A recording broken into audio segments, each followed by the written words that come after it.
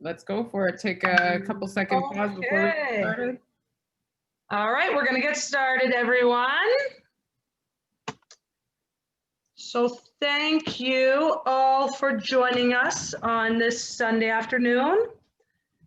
And we are the Female Development Committee, and we're bringing you the seminar on coaching female athletes. So I'll take a moment to introduce our Female Development Committee. My name is Bonnie Hunter. I'm going to be the moderator today. We have Christina AM is our group coordinator. Screen is black right now, but Christina's here. There she is. I have Helene Jaffine is on it, Kevin Hurley, Lee Smith, and Melinda Watpool, who you will be seeing a lot of today. We are our committee. So today we're going to do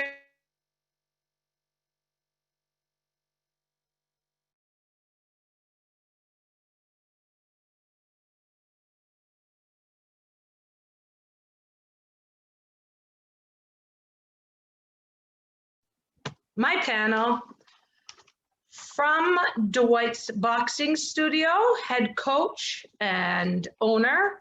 I have Dewith Fraser joining me. Dewith, would you like to give us a little bit of history on your boxing and your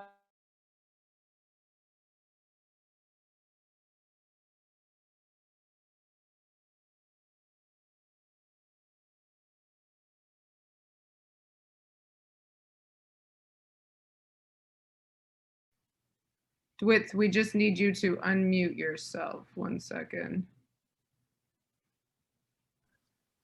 Sorry about that. Okay, so we just need to unmute Dewith. There he is. Okay, I think you're unmuted, Dewith. Yeah, so I have a lot of experience coaching women from early 90s to now, and I've started girls who originally come in the gym to lose weight, and now I have girls who come in the gym to become national champions, and also some to further themselves internationally as well as to pursue Olympic dreams. So I've had quite a transition in changing the way I speak to my athletes in the gym to the way that I conduct training, because you do have to look around the room and see who you're training. No different from if I was training a 8-year-old than training 20-year-old. You have to make some adjustment. So, this is, I'm surprised that this is new to a lot of coaches because I've been doing this since the 90s. And right now, with a lot of women excelling in sport in every way, I'm happy to see that we're still discussing this and hopefully moving further. So we don't have to continue discussing the difference between women and men, because we both know that women are capable of excelling in boxing. and Dewith, your own history, even before that, how long have you yourself been coaching for? I've been coaching since the 80s. I mean, I started coaching in 1987, and I started coaching before I started boxing. I was a boxer coach, and I felt it was a great way to learn about the other side of boxing from what a coach is seeing an athlete. And so I wanted to start to learn the difference between coaching and being an actual competitor. And it's been a great transition. I would say I'm probably a better coach than a boxer. While I excel in boxing, I went to the Olympic Games. Coaching is very, very easy for me because it's mentoring. And I look forward to doing that because society needs a lot of people who have done something to show them the way. It's one thing to talk about something, it's another thing to do it. When you've done something, you have a clear path to showing how others ought to do it. When I decided I want to be an Olympian, it wasn't an option. I decided I was going to be an Olympian, and I made that goal. And it was done because I set all the obstacles. There was no obstacle. It was just all I needed was a path. And I've been very fortunate to have a lot of good coaches, from Peter Sharman to the Arnie Beams and the Adrian Tidorescu, who have assisted me along this way. So, training women now or training anyone, for me, it's just a part of that transition that I continue to do. And then my next on my panel is I have Melinda Watpool, who is a 5-time national champ, a 2021 Olympic hopeful, and you're the head coach of the Shape Your Life program that teaches trauma and violence-informed boxing to women, correct? Correct. And so how did you, Mal, transition from such a high-level elite athlete into coaching? So it was almost while I was competing, I was also doing a little bit of coaching. It started off very slow, like minimal responsibilities, mostly because I was already at the fights. So even if I wasn't fighting, I like to go and watch, and I really enjoyed the boxing atmosphere and seeing the fights, seeing friends competing. So I was already there. So Dwight gave me a little nudge to actually start helping out, as well as helping out in the gym, even with some of our younger athletes, helping out with them. So it kind of was on the same path. And then once I wasn't competing quite as high level, I was able to focus on it more. Yeah, so I did have a little bit of a nudge from Dwight for sure though. And my last on my panel is Horace, does anybody have him? Chris, do you see him on the? Oh, I'm looking. Is he muted? He must be muted. I'll talk about myself anyways while we find Horace. I'll be on the panel as well, obviously. I started boxing in 2010, and within my first year, obviously Horace is my coach. Within the first year, I was able to get enough fights to go open class. I attended provincials and nationals in my first year of boxing. I won bronze at both. So we were really active. I think I had 60 fights in 6 years or something. And then I started coaching in 2014, more kind of the same as Melinda, just to help out a little bit. You know, Horace was the only one with his club. So I just started for helping him in the corner mostly, but then it grew and we'd have girls come in the gym. It was natural for me to kind of want to help guide them and show them that, hey, you know, there's a really great future in this sport if you're able to dedicate yourself to it. And then I was the female coach for the provincial team in 2019, the past year in British Columbia. So that was a really great way to get coaching experience and to be able to learn a lot and grow my coaching experience. So we still don't have Horace, do we? Yeah, I think we do. Okay, and so then my last one is Horace Hunter, who is owner and head coach of Gideon Boxing Academy. Horace, will you want to tell us a little bit? I think, am I unmuted now? Yes. Am I unmuted? Yes. We can hear you. Okay. Okay, perfect. Yeah, so my name is Horace Hunter, and I started boxing actually at a late age. I started boxing when I was 21 years old. And, I was already had a lot of responsibilities.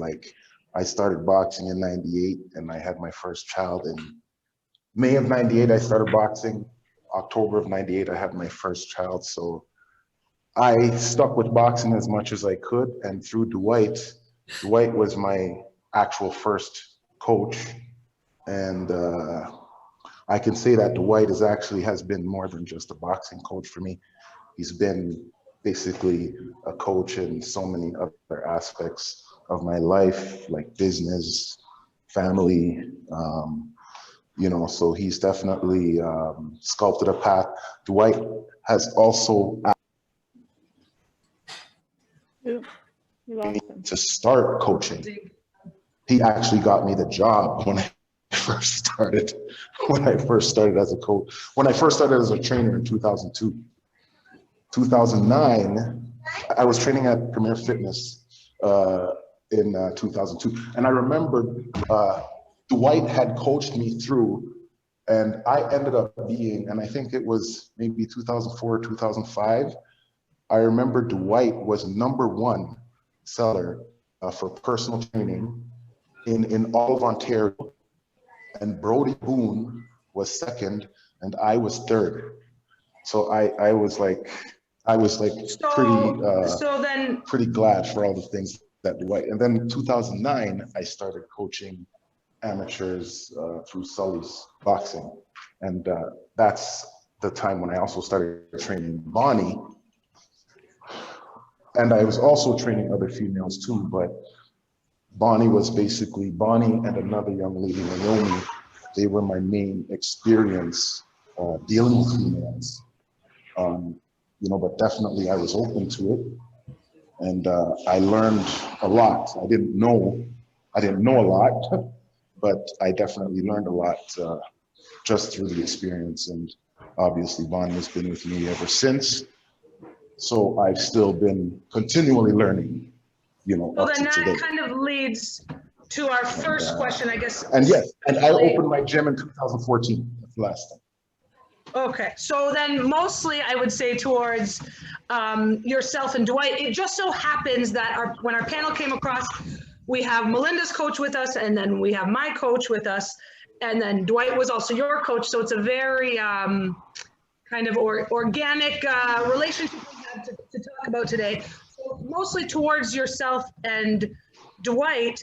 Did you find yourselves having to make adjustments now when you actually did start coaching females competitively?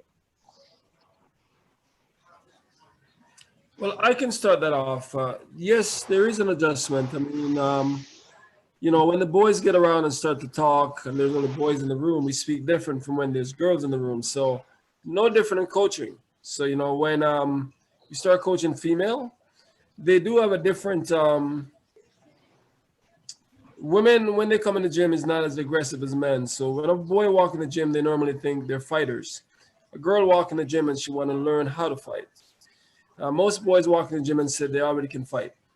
So that's the difference. There are also big differences. We traditionally set goals for men to be Olympians, professionals, where we don't normally set those goals for girls. Right now, we can change that mentality and start to set those same goals, because what I found out over all these years coaching, without goals, nobody excel.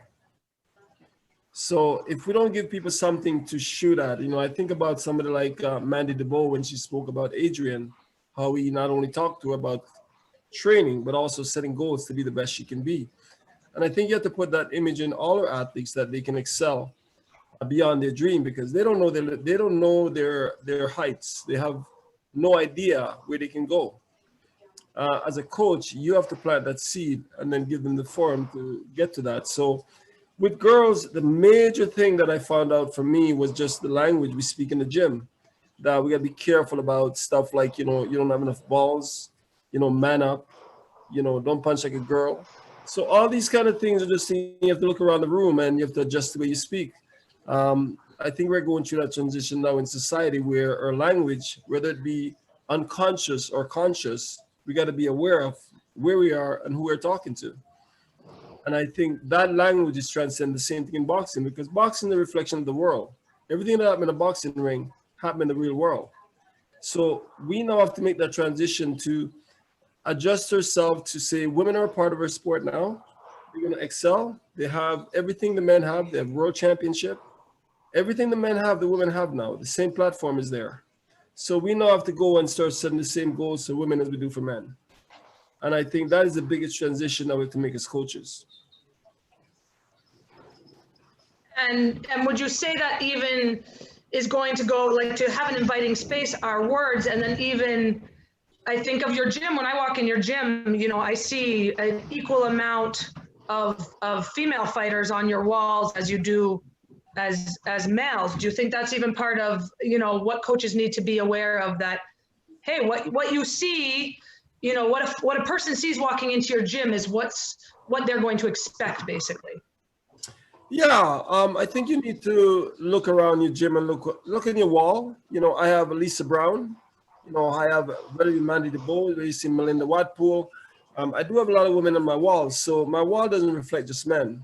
And that is important when a young girl walk in the gym to see, you know, I have a huge poster in my gym with a girl punching through a bag. It's a milk commercial.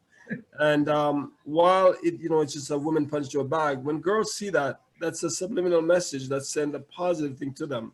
So we, first of all, you know, when Horace speak about sales, I'm a money guy. I understand numbers. I don't understand much more, but I understand 1 + 1. I get that. So when I think about finance, girls are, first of all, more an attribute to the gym financially than men, because women want to get to learn boxing properly. They're willing to pay personal training. Where the guys, I can do it myself. I don't need any help. So, and also equipment. Women don't like to share equipment, where guys will say, I'll use the garbage one, I don't care.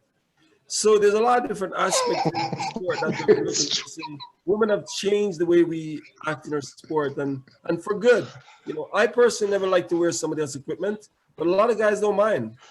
I don't want nobody to touch my, if somebody touched my focus pads in the gym, I know. I don't want them to touch my pads. So women are a lot different in that sense, where they have a sense of cleanliness, which is welcoming, because I kind of like that myself. So there's a lot of, it's just little things that make a big difference. First of all, when a girl walks in the gym, how you speak to her, it makes a whole lot of difference. So myself, as I said before, I was brought up with 3 sisters and a mother. So my grandmother was my role model. So that also affects how I treat people. But at the end of the day, I look at everyone the same way financially, and also what is best for my business. And my business is best.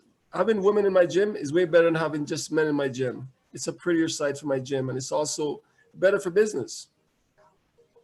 Makes sense. And Mel, you had, obviously Dwight wasn't your first coach.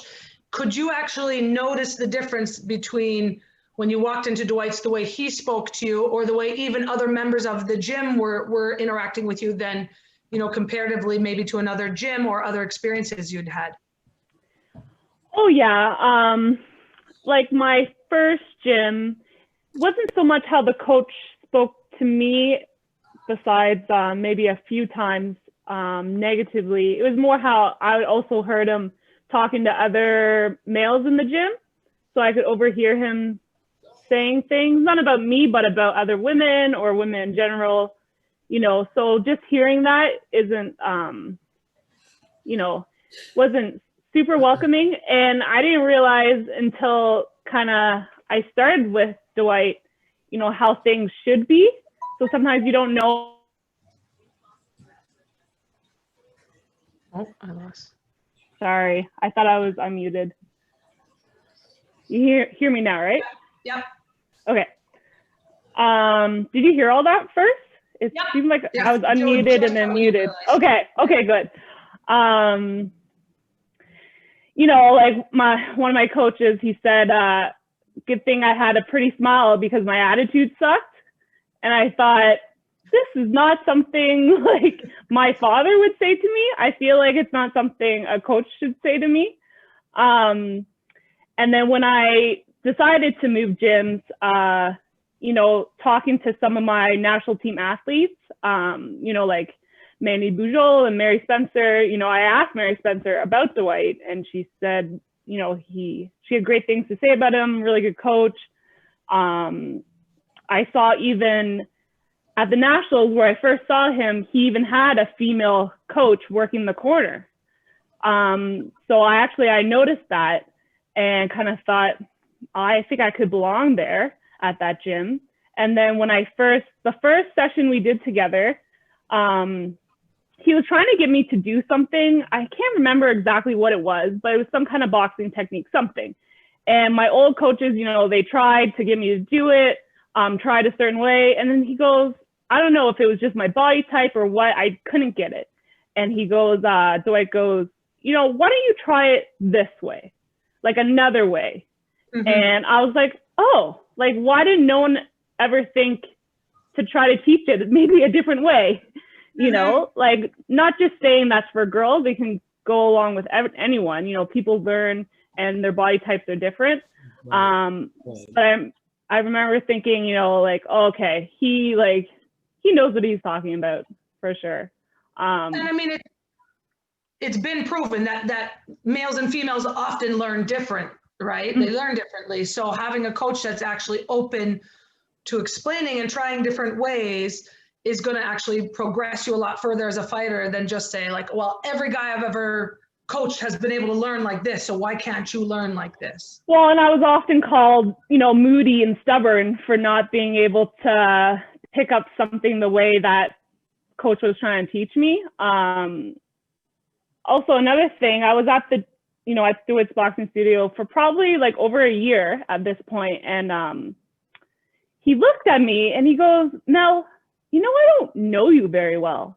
And I remember thinking, like, I've been talking like so much and telling you about myself, but he wanted to get to like, he wanted to build that relationship, right? He really wanted to get to know me, understand me. And I thought that was very interesting. Like, this guy really cares and very wants to build that trust, which I noticed for sure.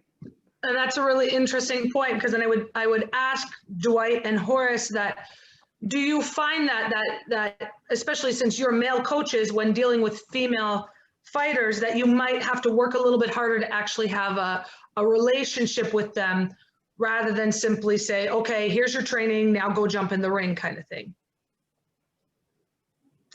Horace is muted. Yeah. Horace. Yeah, Did you hear the question? I didn't hear, no, I didn't hear that. Oh, Sorry. I I said, heard you Mel find, talking, yeah. and then, And then I said, Melinda are you was guys saying, saying, Dwight, what was the question? so Dwight was really encouraging her to Or build can you their repeat the relationship, question? right? Yeah, would you say that that's maybe a little more important when it comes to female fighters, that you have to kind of build that relationship, spend that time getting a male coach, than, rather than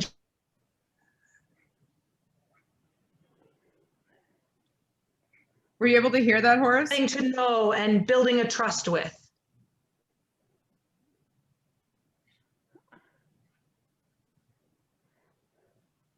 I think you're just freezing a little bit, Bonnie. And Horace looks frozen too. My internet is. We can shoot that to throw it to Dwight for a second. To Dwight? I can answer that. Go ahead. I can answer that if you'd like.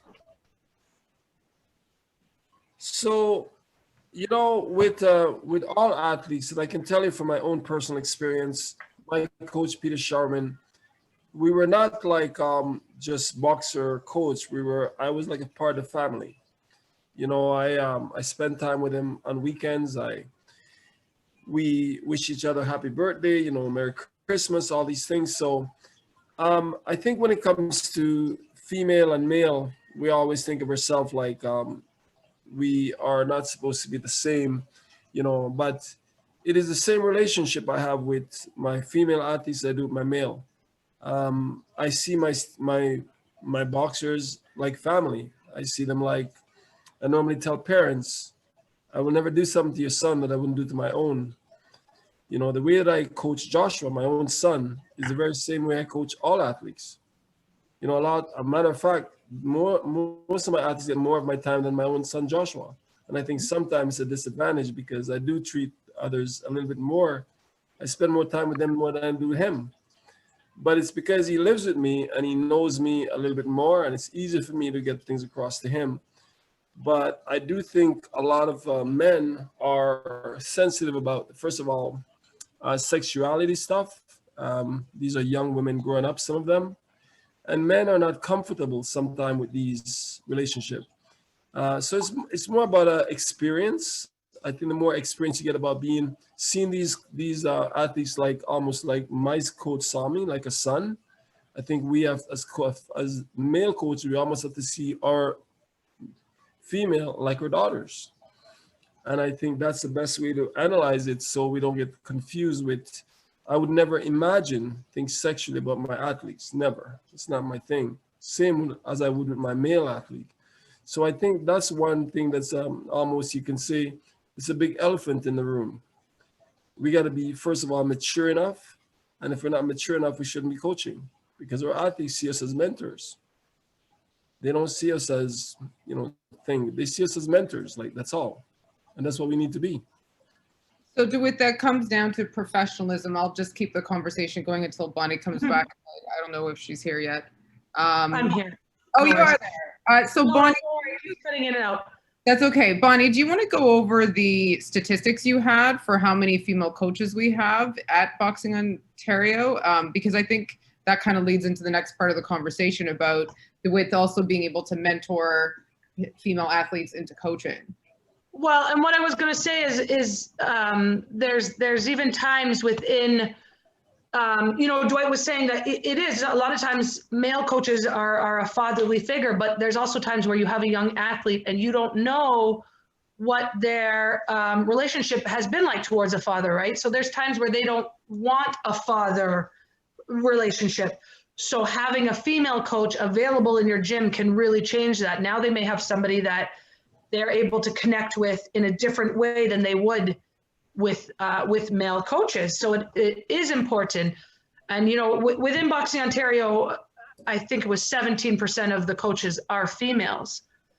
Obviously Melinda has been coaching quite a long time. She's started up her own programs. And I know, Mel, you had mentioned that you between you and Dwight, you guys actually have almost a team now of young females that you guys are mentoring to bring up to coach. So do you guys think that that is an important part of your gym, but also encouraging female fighters that you want to have female coaches for them to look up to? Melinda, yeah, go ahead. You're muted, Mel. Oh yeah, I was just thinking of when I first started coaching, and I was kind of questioning being a female and being a coach. I kind of questioned, I didn't think I would, as a female, could coach males when I first started. And actually we're at a boxing event in Jamaica, and Dwight goes, "What are you talking about? There's a female right there coaching males." And there was even, I don't know if it was that one, but there was even another one for the USA team. She was coaching part of the male team. So, I think it's not just important for the athletes, but to build coaches, to see other coaches, female coaches working and training and coaching boxing is very important. Even just me personally as an athlete, Bonnie was in my corner for my 5th national championship. I had Dwight also, but I did enjoy having a female with me. And, Caitlin Clark was in my corner for qualifiers in December. It's just, you can relate on a little bit of a different level. And I know if my hair is going crazy, they're going to be able to fix it. And if I'm having an issue with certain other things, I'm going to be able to talk to them and they're going to know what to say. So just having that kind of extra support. So then now I feel like it's my responsibility to help mentor even the younger females coming up as coaches and as athletes, because I know what the impact it was for me to see that. So yeah, we do have a few, and they're awesome. And they look at me with big bright eyes, and it's amazing. So yeah, you never leave feeling like a bad day. It's like they just bring a spark to the gym for sure. And then would you say that encouraging your possible coaches or even your girls that want to fight, going to shows then, going to tournaments, even if they don't end up getting a fight, those things are important because that's how you connect with other females. And in the sport, you see coaches, like you said, Melinda, just seeing another coach in the corner, it had a huge impact. Seeing Dwight at a tournament before he was your coach with a female coach, you remembered that. So, but then we actually need to tell them, you need to go to shows. Don't just go when your teammate or you're fighting, go to shows, support Boxing Ontario, meet other fighters, get connections, that kind of thing. It goes a long way in this sport. Yeah. And I consider you my friend, Caitlin Clark, my friend, to have you in my corner. That's from going to shows and talking to you, as well as to get sparring for myself. I can't always rely on the people in my gym because there's not maybe that many females to spar. So going to shows and, you know, networking and talking to the other female boxers, you kind of build more of a community. Because I know girls that come to the gym and they have no idea about female sparring or all female sparring or where to get sparring or so it does take a little bit more of an effort that wise and to go to more shows as possible because you also get more comfortable, more familiar with the coaches, the other coaches, the other officials. So it's just going to help you in the long run because when you get in the ring, it's going to feel like a second home for you. So to kind of help with those nerves as well as an upcoming female athlete.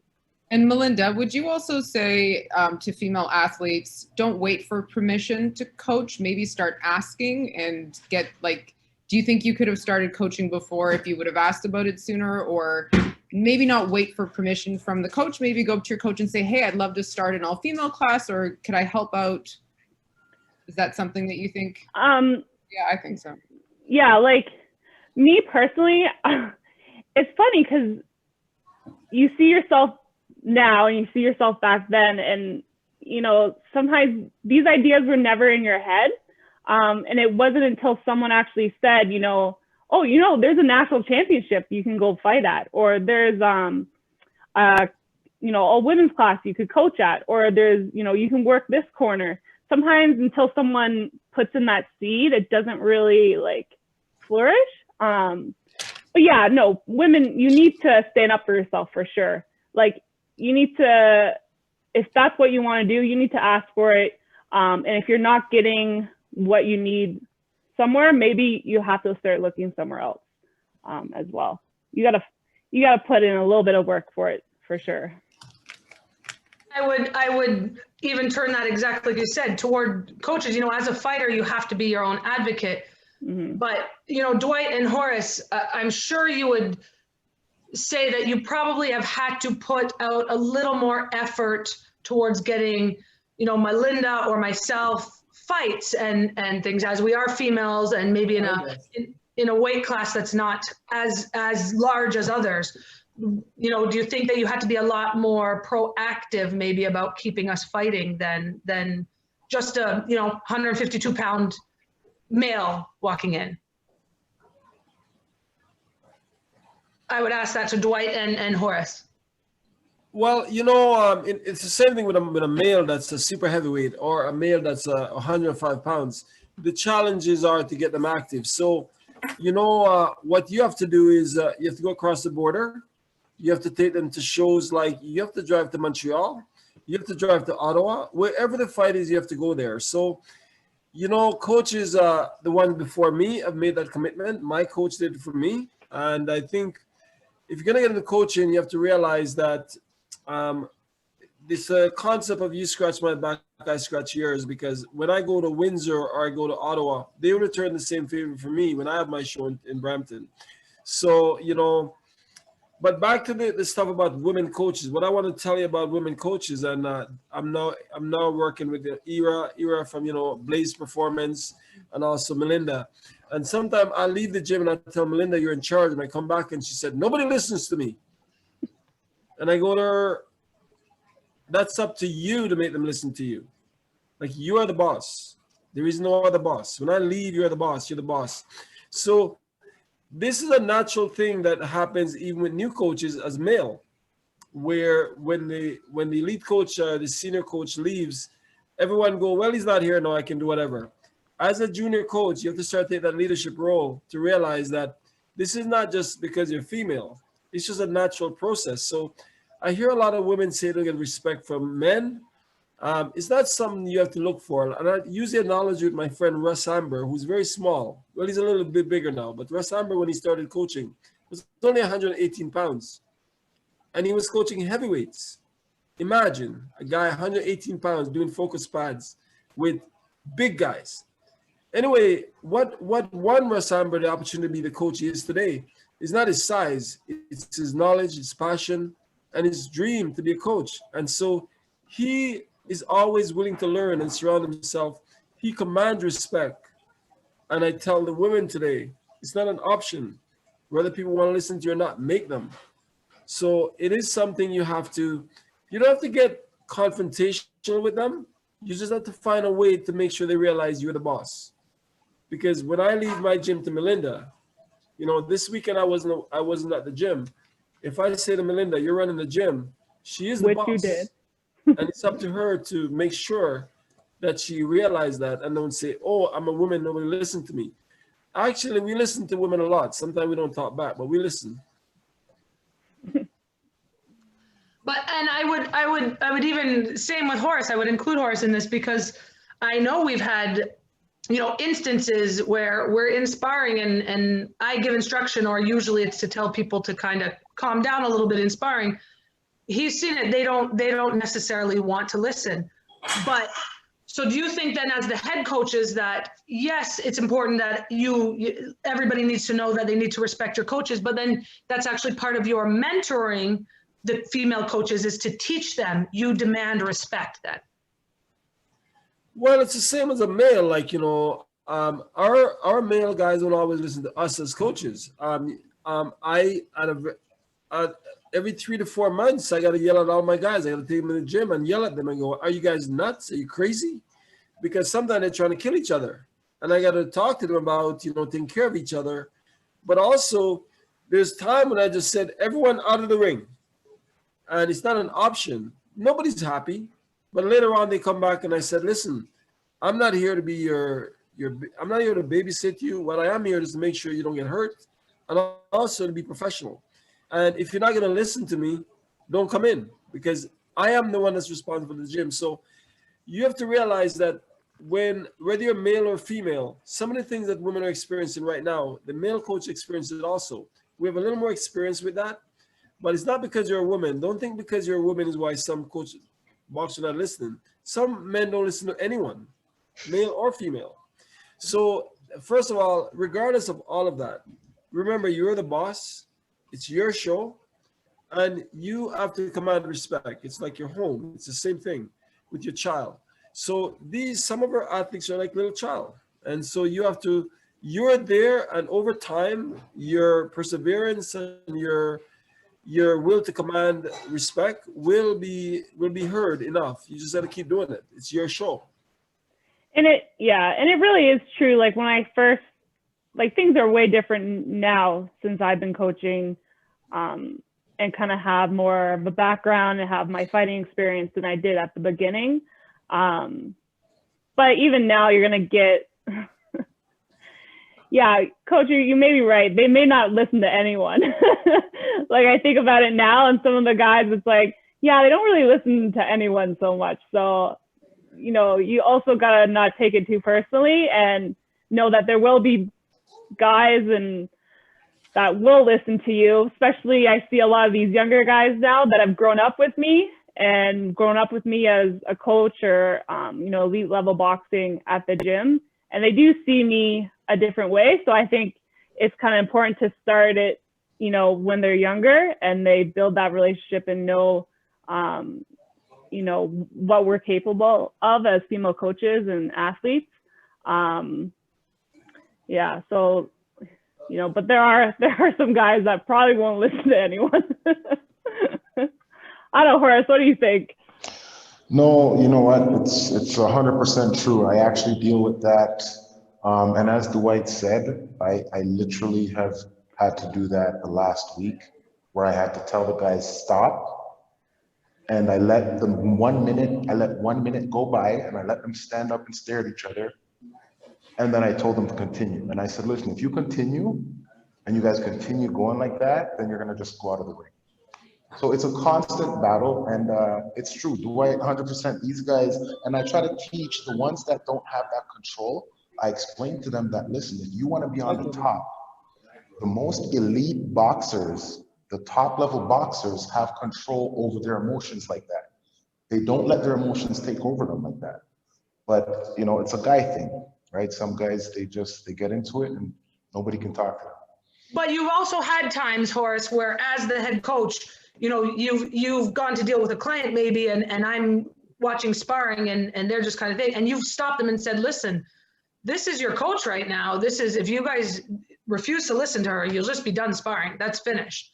You know, there are times where you've had to stand up for your female coaches, possibly a little bit more, and been a little firmer than usual, simply because, you know, it's a female coach, and they you know, I might not look like your typical boxer, or if I'm not wearing, you know, my gym shirt or whatever, they just kind of will want to run all over. But you've literally stopped before and said, hey, you know, this is. Yeah, I have witnessed it in the gym. And you're right, there are guys, and I've had to stop and make it a point to the guys in the gym that, listen, Bonnie, if Bonnie says something, you have to listen.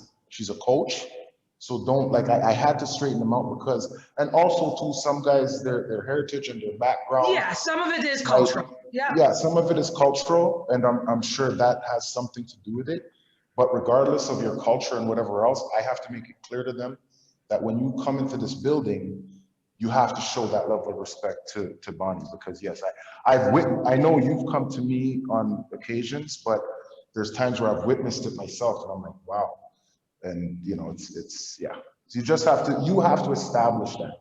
And I think knowing that, you know, I have a head coach that, you know, will also have my back in situations. It's exactly like Dwight said, it helps me to stand up for myself, because even if I maybe don't handle things correctly in the moment, you've been able to pull me aside privately and say, hey, next time when you're coaching, if you approach it this way and this way, you know, it helps me develop as a coach, rather than disagreeing with me in the middle of everybody. You know, you kind of let it play out, and then you'll pull me aside later and say, hey, if you go about it this way, and that way it continues that everybody respects your coach, but it also actually helps me to grow and get the experience, which is very helpful, obviously.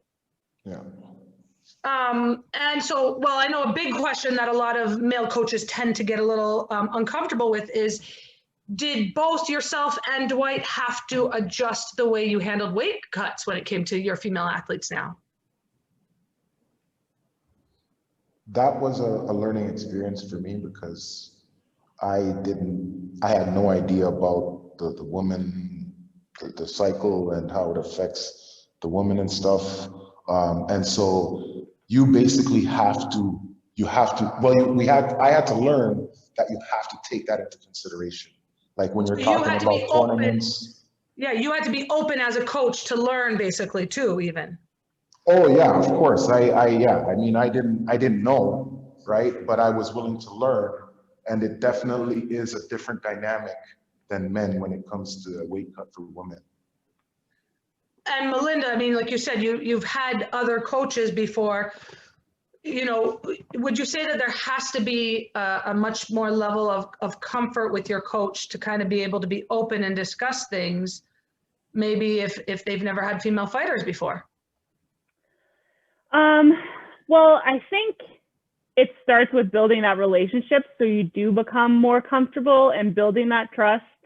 And, you know, it's funny, like, even as an adult woman, I still have a hard time talking about it. Like, so I can't imagine sometimes, like, like not having that trust with your coach, being, you know, 16, 17, 18 years old, and having to kind of talk about it. But, you know, I've had experiences with some coaches where, you know, you're cutting weight, your weight's going down. And, you know, you come back after, okay, say like Thanksgiving weekend, you know, you did not eat anything poor, right? You know, you kept to your calories, you just stayed away from the desserts, yet you still come back, you know, 5-6 pounds heavier, and they're questioning you, they're questioning that you're telling the truth, and it's a crappy feeling. So I'm not saying, you know, that's the same for all situations. Yeah, maybe people did binge out on turkey, but, you know, you do have to kind of, if you do have that trust, you have to believe that maybe there is something else than just, you know, eating too much potatoes. And so a lot of times maybe, you know, for a coach, it takes some learning experience, being, you know, even open to the idea that you don't understand everything, and maybe being a little more, I guess the word is kind or understanding, especially if you have a younger athlete who, like you said, as a grown woman, we're not always comfortable talking about things. If you're a 12 and 14-year-old girl in boxing, you know, you really need to feel like your coach trusts what you say, like you said, and is only there to help and not berate you, and is there more to understand, and then just saying, oh, you haven't been doing what you need to be doing, kind of thing, right? Because if you embarrass a young girl about very natural things, she's not going to trust you, and she's not going to be coming to you again when she has any problems. And it puts, you know, a sour taste in her mouth, like, towards boxing, right? They can get they can look at boxing and remember the ways certain things made them feel and not want to do it anymore. Like, you know, we want females to continue competing, you know, better for Boxing Ontario, better for your gym, better for the sport. And to kind of have that talk and it not go so well can be difficult. But I would say, like, you know, there may be some coaches thinking, oh, the females coaches should just deal with it. They should just be the ones to deal with it. Maybe, you know, if that is who the female athlete has the relationship with. But if you're their main coach and you have that relationship with you, it should be you that they're coming to or that you're discussing it with. And yeah, it may be a little bit more sensitive if they're 13 years old. You may want a female there with you, a female coach, another female athlete, you know, even a parent, I don't know. But it should, if you're the main relationship, then they should be coming to you. You should be the one to talk about it with them. And I mean, if you may not be at every tournament, right? As the female coach, you simply might not be there. If they don't have a relationship with all of the coaches where they can speak to somebody, then at some point you're going to get into a situation where the athlete doesn't really know who to approach either. Exactly. So then kind of based on that, you know, a huge issue that they've realized is that young girls, we're losing young girls in sports. Young girls at the age of 14 are twice as likely to drop out of sports than their male counterparts. So I would present this to all my panel. How do you think in boxing we can do better at keeping young girls motivated and competing in boxing? Well, I think like, you know, like we've all pointed out earlier, you know, the presence of women is an important aspect. So I think that maybe Boxing Ontario and maybe even some of the gyms should maybe cater some of their marketing, more of their marketing towards females. You know, maybe, you know, encourage coaching programs or something. Maybe do, you know, coaching programs, encourage more women to coach. Maybe if they don't want to compete, maybe if they've been in the gym for, you know, a few years and they're a part of the gym, they love boxing, encourage them to become a coach, you know, and the coach can train them and they can be under them, kind of thing. But just basically trying to encourage more of a presence in women, because from what Melinda said, a lot of the things that empowered her was just knowing the knowledge or seeing another woman doing it. So I think if we kind of focus more material based, woman based in sport, like Dwight said, punching that bag, you know, through, bursting the bag through with the woman, that kind of stuff, you know, if they push that kind of stuff, I think you'll probably get more female. And it's I know that poster. It's one of the first things you see when you walk into Dwight's gym, right? So it's the idea that we're learning more and more about is inclusion, right? People are more likely to stay when they see other people kind of like themselves. So if you have female coaches or older female fighters, they can help keep the younger female fighters kind of encouraged as well. And Bonnie, would you go further to say at your clubs, you don't necessarily always push women into a fitness boxing, you actually put them directly into an actual boxing program? I think that's part of the problem sometimes at clubs. Oh, the very first thing we ask them is what is their goal? Is your goal, you know, to learn boxing? Here's technical classes. Is your goal to compete? Here's a competitive class. You know, we ask every single person, what is your goal? Not what is the idea that's presented to you as boxing. You know, that's the most important thing, is to listen to your member and as Dwight was saying, their goals, what is their goals, and help them actually reach them. So if you have a young girl who says they want to fight, you know, rather than kind of laughing it off or not taking it seriously and say, oh, well, you know, I have a bunch of girls in my women's only class, which might be more of a fitness class, listen to them and say, oh, okay, so you're going to want to train here where my competitors train, because that's the goal that you've set for yourself. And I think even a lot of it can come with talking with parents or going to schools, because, you know, I see a lot of guys men bringing their sons, you know, to the gym, and they work out and their sons work out with them. But, you know, encouraging to bring the girls as well. I remember there was I think she was maybe 3 years old, and she came in with her brother, and her brother was training and the mom was there. And I go, oh, is she boxing too? And the mom's like, no. And I turned to the little girl, I go, do you want to box? And she's like, well, yeah. Like, she's 3. Like, I think it's in them. I think it's there, especially if they have older siblings doing it. It's maybe just encouraging the parents maybe a little bit, whether that's like maybe through some education, the benefits of boxing, of competing, and again, going to schools, you know, getting them a little bit younger and giving them a positive experience when it comes to boxing. So they go home and they tell their parents and say how great it was, and the parents see the difference, and then they help them come to a gym. Especially like if you're younger, you rely on your parents for that stuff, right? Like most of the time they're bringing you places, or they're signing you up for things, they're paying for it, you know, just to really push the benefits of it. Okay, sorry, Bonnie, I'm just going to give you a time check, maybe last for the panel. Yeah. If anybody has any question and answers too, send them on in the chat in the Q&A, and we're going to get to those in a few minutes. Hopefully we've had some coming in.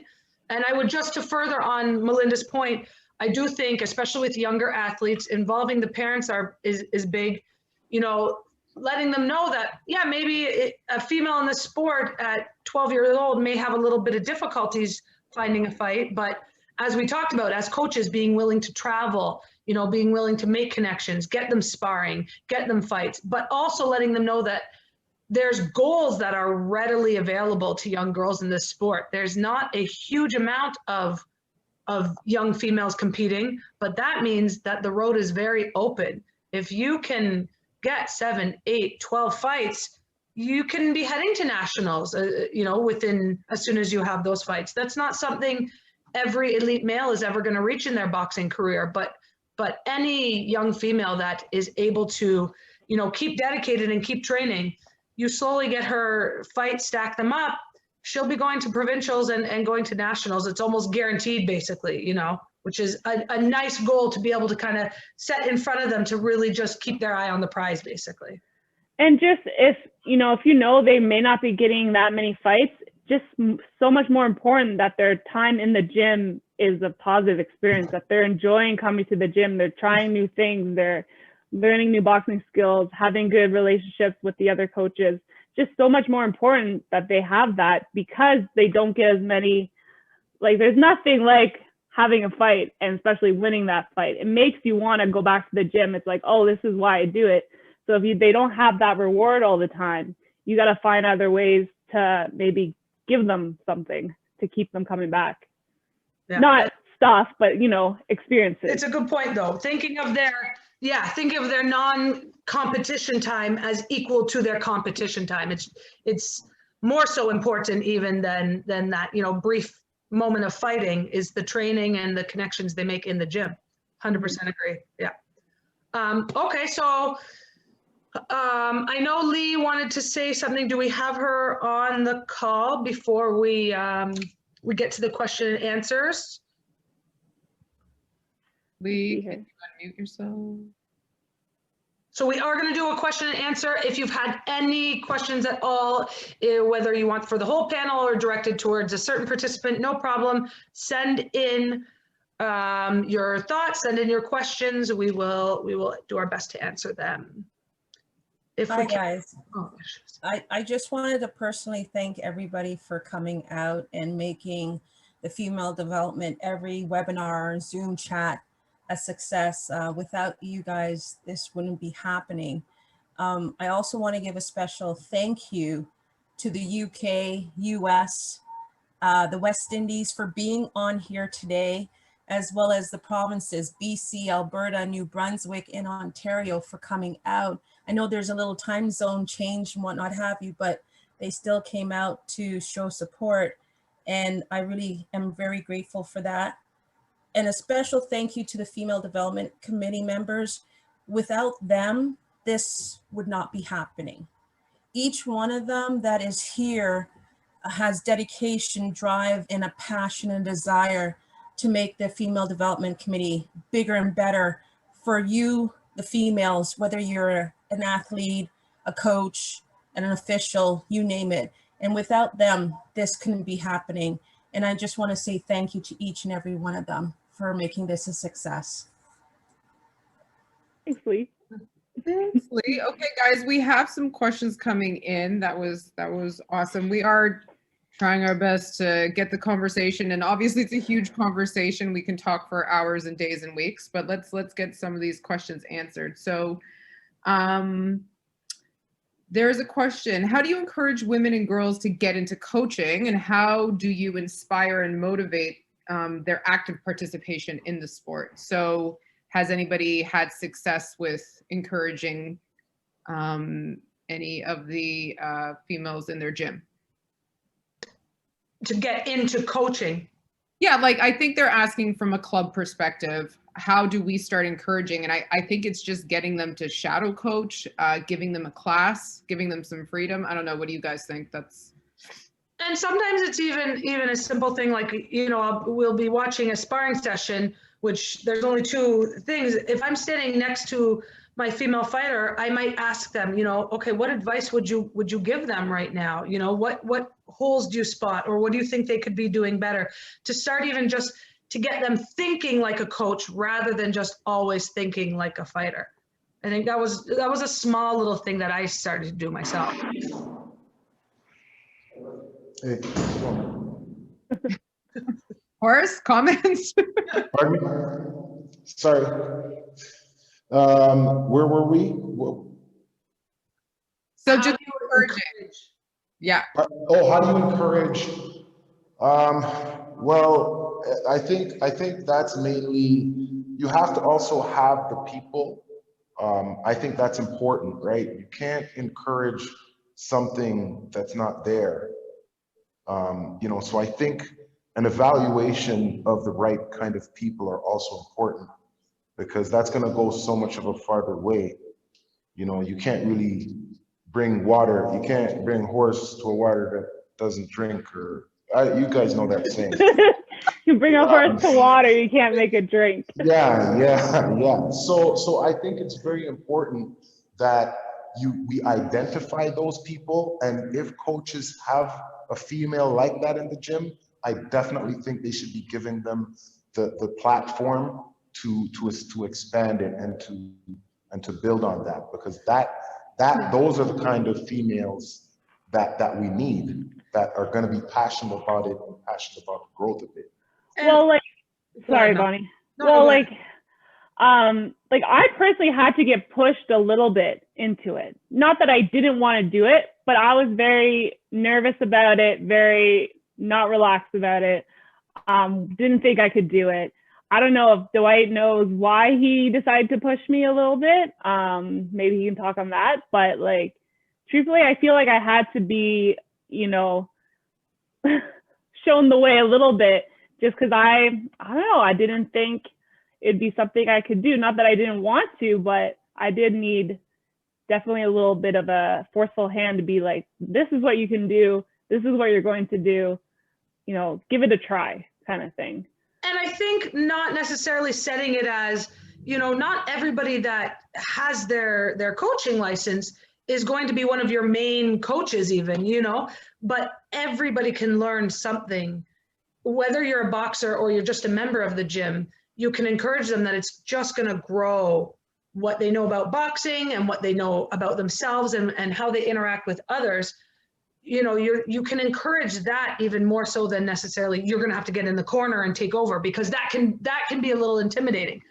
But you can say, hey, you know, do you want to understand how to see things from another view? What does a coach see when they're sparring? What kind of drills can you run? How do you run a group session? You can pick all those things up by taking coaching courses too. So encouraging that rather than just setting it everything as you have to do what I do, basically. I think that's a big way. So guys, on that question, there's some questions coming in about what to do if there's no other females at the gym to spar. How do we, that's always the question, right? Bonnie? First of all, you need to find a Melinda. No, you need to find a Bonnie, because Bonnie knows, I swear, Bonnie knows every female fighter from here to like the States. She knows what weight class people are in. She's like a little dictionary. You know, she can set things up. So like, yeah, I've had to do some of my own, but you have to go to other gyms. You have to build that connection. Like, you can't expect people to come to you all the time, or even to be in the gym. So like that's why we developed some of these, you know, Facebook groups and some of these, you know, sparring events, to help other female athletes so they can also do that. Because it is hard. Like I said, Bonnie's really good at it, but it is hard to kind of find your way of who to spar, and yeah. And there will be months and months of where, you know, maybe all your regular sparring partners aren't really in the gym at the moment. You will be sparring guys, you know, and we've had young girls where they're so light, the only people they match up with to spar are a couple younger guys. That's who they have to spar with. But as coaches, we keep a very close eye on those, sparring sessions. Well, what I would say is definitely, you will have guys. I mean, I know Dwight. I'm sure Dwight has some guys that he knows that can have control while working, and some guys, they won't have that control. And you have to have some guys in your gym that are able to control themselves enough that they can give your female athletes some work. I think it's important that, and I mean, in general, this is the battle all the time, keeping the guys controlled, because they're always going, you know, haywire. But you have to have one or two athletes, male athletes. If you have a female athlete, you have to have one or two male athletes to in-house that you can get that sparring with, because the sparring that you're gonna have to travel for outside, or, you know, wherever, Timbuktu, you know, wherever it is, it's not gonna be often enough. It's not gonna be frequent enough for her to build up her skills. So I think it's important that you have a male in the gym, or two males in the gym that can work with your female. Yeah, 100%. Having a relationship with all your fighters is important, and helping, and it's a growth too, even for your male athletes, that helping them to understand, you know, even if you're in with a female that's the same weight as them, men and women are built differently. So there's, you know, you have to treat sparring sessions. It's the same way if you have an elite athlete working with a beginner. You know, they can't just do whatever they want, basically. You know, it has to be very controlled. And at the same time, we also speak to our female athletes, and we say, hey, you know, the males are they're watching themselves. They're not going to, you know, they're working with you. So you can't go 100% on them. You can't turn and say, hey, because you might be stronger than me, I can do whatever I want. we encourage respect from both sides and to both be aware that you work with each other, basically. And sorry, Bonnie, just to plug, we do have the Ontario Boxing Female Sparring Group. And before COVID hit, we were doing monthly female sparring at different clubs around Ontario. So we hope to get that back into action when we're allowed. And for the past 6 years, I want to say, I took over from Jill Perry. Every single tournament, I run sparring on the Sundays. I encourage all registered females, come out, whether you go in the tournament or not, come out for sparring. You know, I talk to the coaches too. I say, do you have girls? Bring them. It is a great way, number one, to get work, but it's also a great way to make connections. There's so many times you just meet somebody that you didn't know was in your area from another club, and now you're able to get, you know, more regular sparring. And it's all because you made the effort. Maybe bring your stuff to a tournament, have your female athletes, if they're coming to watch, if they're not, don't have any bouts, bring their stuff and talk to us, talk to the Female Development Committee. We can always find somebody to work with them on that weekend and help them out long-term.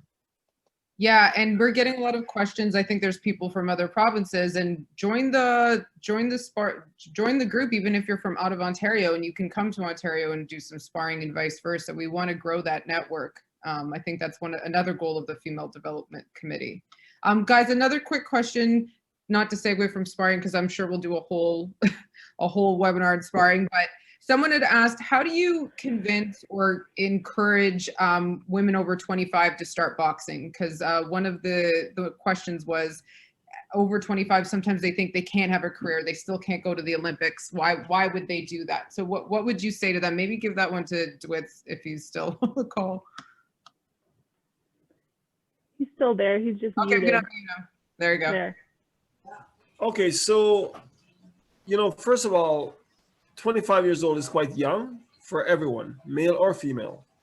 Now, society look at us, a 25-year-old as being a certain age, but the training we do now, specific and also health, and the knowledge we have, we realize now that someone can excel. I can give you an example. I had a young man named Denton Bailey walk in my gym at 26 years old. He says, I'm 26 years old. I got no time, but I want to be the best. He was a national champ 2 years later. But he understands that he's not 15, he's not 10. So he said to me, if there's a fight next week, I'm in. If there's one 2 months, I'm in. Whatever it is, just say yes. So it's a matter of mindset. Now, if someone walk into my gym and say they want to compete at 25, first of all, I'd never tell them that they're too old. I'd have to explain to them that they don't have the luxury that a 15-year-old have. They have to be more serious. They have to be more committed. They have a shorter time frame. But when it comes to that age, that's a very young age. Now, it all depends on where you want to go. You want to be a professional, you want to be Olympians. If you want to be an Olympian, you have until you're 40. So, and now we come down to how are you going to get this experience to achieve your goal? It is attainable and it can be done, but you need the right people around you. Like, for instance, I don't find a way to tell people they can't do stuff. I find a way to tell people they can. A lot of people are very negative. They don't understand the mindset. The mindset of a winner is not to see how they can fail. It's only to see how they can succeed. Winners don't look at failing, they look at succeeding. If you tell a winner he has a 5% chance, he sees a 95% chance. You see 5. He said, I'm good enough. 5 is good. I'm the one that's going to do it. So, you know, winner mindset is different from losers. Losers see a 5% as they can't do it. Winners see it as, if 5 people can do it, I can do it. Because I'm one of those people. And so, of course, there's more challenges the older you get. But that's not about you. That's not about the sport. That's about society. People put blame, and they put all kind of age and all kind of labels. When it comes to winners, there is no labels. And I would advise everyone on this line to just go on your computer and punch in mindset of a champion. And every one of them is very similar. They believe in themselves. They surround themselves with supportive people. And they have only one path. How do I succeed? And they normally do. Well, and I would say Horace can probably answer it too, because I started boxing at age 27. I had never done any sports at all competitively in any way. But when I told Horace, I think I said it was maybe like July or August or something, I said, okay, yeah, I want to fight. He later told me that he didn't think I was actually going to fight. I'll tell you, he said, okay. And by November, I had my first fight. Well, Bonnie was the most bizarre case of how somebody wanted to start fighting. Because we were at Dwight's show, and one of my boxers, they fought Josh Wagner, I think, the older brother. It was Ryan. It was Ryan. He fought Ryan, and Ryan caught him with a punch and split his eye open, like under his eye, about an inch or more. It was like a big, huge gash. And he was bleeding, and I had to take him to the hospital to get up stitches and stuff. And Bonnie had come to that fight. Bonnie, because I was training Bonnie at that time already. She was training alongside this guy too. And right after the fight, she came up to me and she was like, I want to fight. I want to fight. I was like, what? I was like, didn't you just see that? Did you not see what just happened? But it's connected. Yeah, it's connected to what Dwight said, because I watched the fight and I said, I train alongside this guy every single day. I would be way better than him. That's exactly how I looked at it. I said, he got to be the main event on this show. Dwight had a great crowd out. It was at that pub, so great crowd and everybody was cheering. And I said, I want that praise and those accolades, and I would be better than that. I knew that. So that is actually exactly what made me fight. That's what started fighting. But Horace he never turned and said, hey, you're 27 years old. What do you think you're going to accomplish in this sport? So Bonnie, now that we've got you guys kind of discussing it, it's obviously not so typical to have a husband and wife coaching duo, fighter coach duo. I'm assuming you would suggest perhaps against it. There could be. Yes. Horace would. Yes, I would. Yes. Only because I made him. Do not follow that. This path. That scheme. Yeah, don't follow that scheme. That's not a scheme to follow. It's because I make him do hand pads like 6 days a week with me, and he can't say no. Right. So that's not always that's not the recipe for success. Not always the norm, but no, it's not the norm. But as a coach, when I did say that I wanted to fight, we were in Sarnia one weekend and we were in Montreal the next weekend, because that's where the fights were. We were willing to travel wherever we could, whenever we could. The States, everywhere. Yeah, we fought. I think for my 12th fight was at provincials, and it was against a girl with it was Katie Dunn, who was a 3-time champion. Yeah. Open class fight. But not once did Horace ever say, hey, you've only had a year in this sport and this girl's had 15 years in this sport. What's the point? It was literally, hey, if you're going into this fight, you go to win. There was a breaking point though in that fight, because Katie Dunn was the most experienced girl in that fight with 110 fights. Bonnie had 11. She was the least. And there was girls in the middle at 20-something fights and 40 fights and somewhere on there. And I was like, yes, when the draw happens, I was like, okay, all we have to do is not draw Katie Dunn. All we have to do is, and then boom, we drew Katie Dunn. When Bonnie had found out, she started to get like nervous, like mentally. She started to not perform because she was overthinking about what she was gonna face. And I basically gave Bonnie the speech about bringing a knife to a gunfight. And that's basically what worked. I told her, I said, listen, the bottom line is, yes, you're bringing a knife to a gunfight. But if you turn around and you run, you're dead.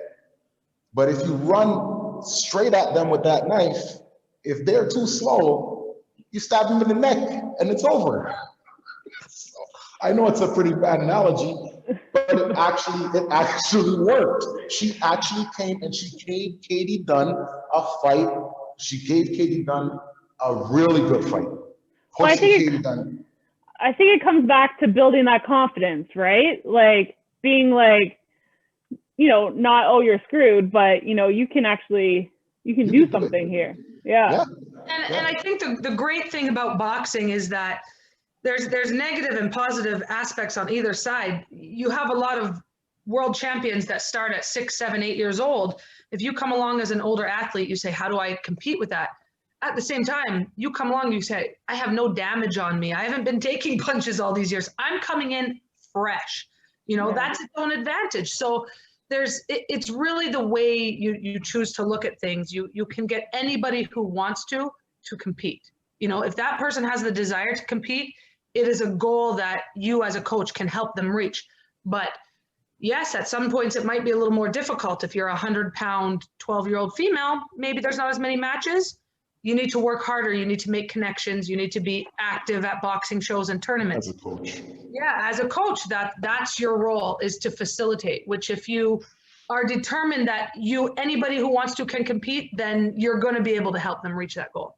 So Bonnie, just bringing it back to keeping females in the gym, one thing we need to touch on, and unfortunately this is probably the last question we're going to talk about, is keeping a culture of inclusivity at boxing clubs, right? So this is kind of a new thing for boxing clubs to a certain extent.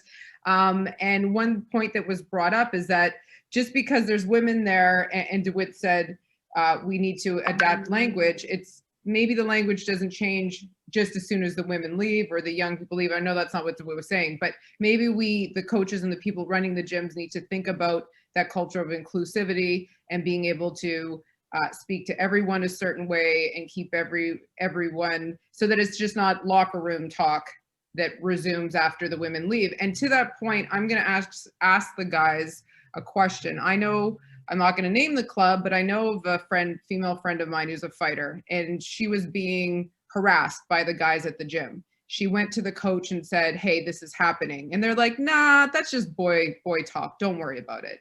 It continued, it got worse. And then eventually she left the club. So how do you address those types of situations? I guess I'll throw that one to Dewith first.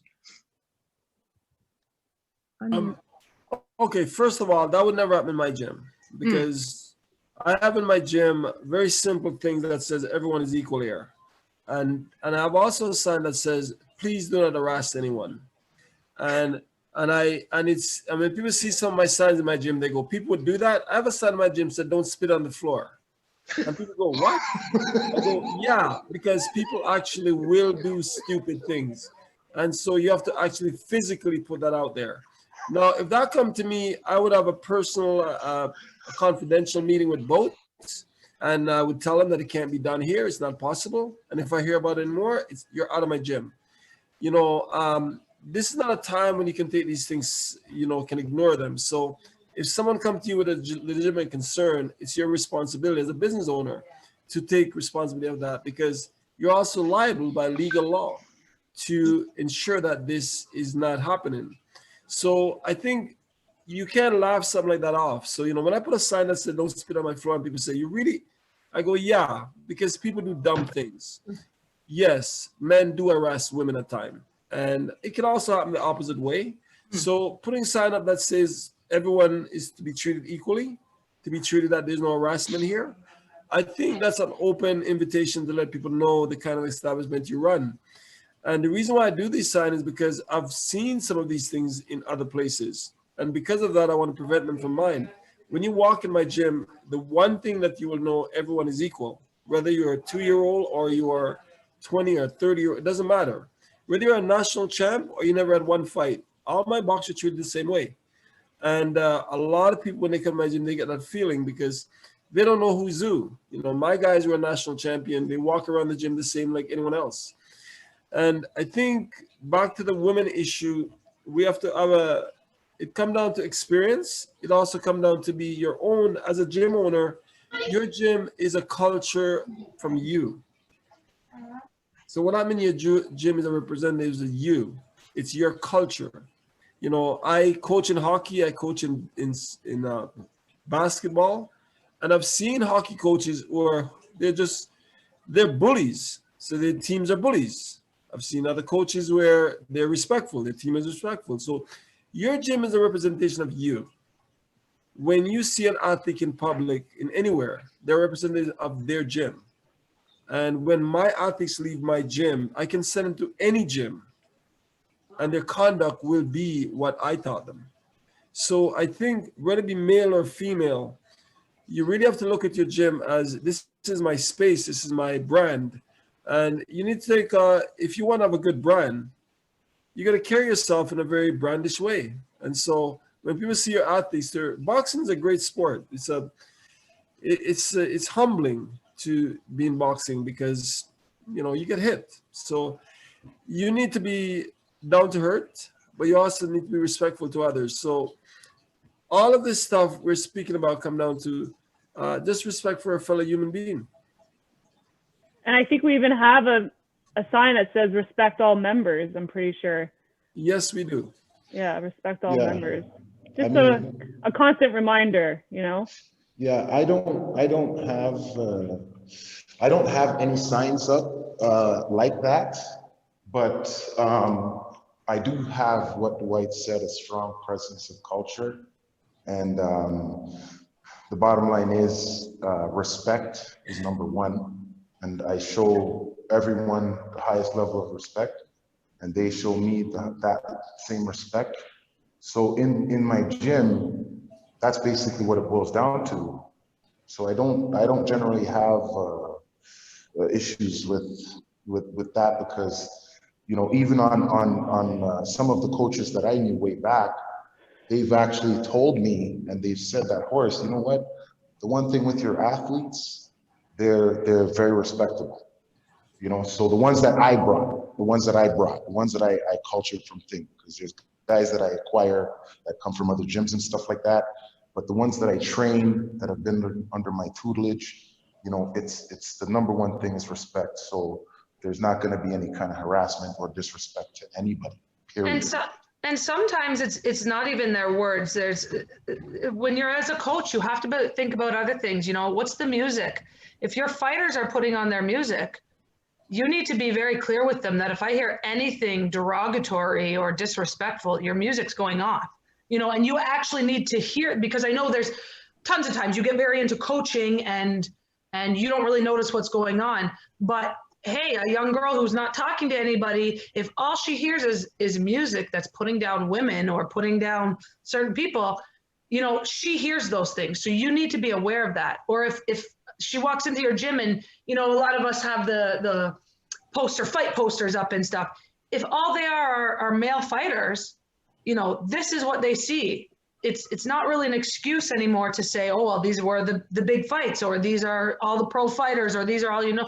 There are a ton of female fighters, both Olympic style and professional now, that you can use to show, you know, girls walking into your gym that there are goals that they can reach. There are women that they can look up to, you know, that it's a place of respect for everybody in this sport, as long as you're willing to put the work in, basically. So Bonnie, we've almost gone 2 hours. We have almost everybody stayed, which is amazing. So I'll let you wrap it up. We should definitely, again, we want to thank everybody for joining us today. We, you know, everybody's presence was really important. I want to thank my panel. Everybody made an effort. I know Dwight was with his family, so he joined us. So thank you. And, you know, we love having these discussions. It's something that the Female Development Committee, we're so passionate about. We constantly, even through a pandemic, we're talking, how can we reach female athletes? How can we keep them growing in this sport? So it's things like this that we really hope can help fighters and coaches and keep growing in a time where, you know, maybe it's not through actual competition. So thank you everybody for joining us, though.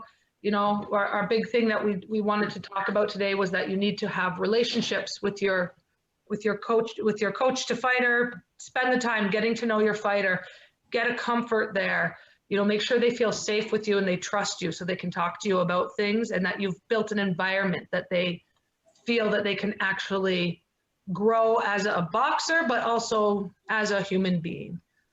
So if anybody has any questions, please send them to us. We have posted fdc@boxingontario.com. Send us emails anytime. We will help you get connections. We'll help you if you just have questions or concerns. Feel free to talk to us at any time, please. All right. Thanks, Mommy. Thanks, everybody. Thank you for joining us. I think that's it for us today. Thank you. Bye, everyone. Bye.